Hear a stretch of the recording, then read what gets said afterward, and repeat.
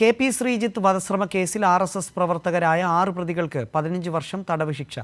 15 വർഷത്തിന് ശേഷമാണ് കേസിൽ തലശ്ശേരി കോടതി വിധി പറഞ്ഞത്. CPM പ്രവർത്തകനായ ശ്രീജിത്തിനെതിരെയുള്ള വധശ്രമം നടന്നത് 2008 ഡിസംബർ 30-നാണ്. സന്തോഷുണ്ട് വിശദാംശങ്ങളുമായി. സന്തോഷ്, 15 വർഷത്തിന് ശേഷമാണ് ഈ കേസിൽ വിധി പറയുന്നത്. മറ്റെന്തൊക്കെ നിരീക്ഷണങ്ങളാണ് കോടതി ഈ കാര്യത്തിൽ വിധിച്ചിട്ടുള്ളത്?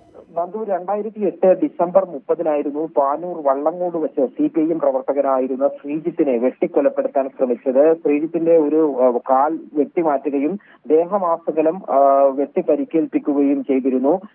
അന്ന് തലനാരിഴക്കാണ് ദീർഘകാലത്തെ ചികിത്സയ്ക്ക് ശേഷം ശ്രീജിത്ത് ജീവിതത്തിലേക്ക് തിരിച്ചു വന്നത്. ഇപ്പോൾ ശ്രീജിത്ത് വധക്കേസിൽ പ്രതികളായ 6 RSS പ്രവർത്തകർക്കാണ് തലശ്ശേരി കോടതി ശിക്ഷ വിധിച്ചിരിക്കുന്നത്.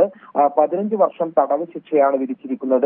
ഈ 15 വർഷത്തോളം നീണ്ട വിചാരണയ്ക്ക് ശേഷമാണ് ഇപ്പോൾ പ്രതികളെ കുറ്റക്കാരെന്ന് കണ്ടെത്തി കോടതി ശിക്ഷ വിധിച്ചിരിക്കുന്നത്. 2008 ഈ പാനൂർ മേഖലയിൽ സമാധാന അന്തരീക്ഷം നിലനിൽക്കുന്ന ഒരു സാഹചര്യത്തിലായിരുന്നു ജോലി കഴിഞ്ഞ് മടങ്ങുമ്പോൾ ഈ RSS സംഘം ശ്രീജിത്തിനെ വെട്ടിക്കൊലപ്പെടുത്താൻ ശ്രമിച്ചത്.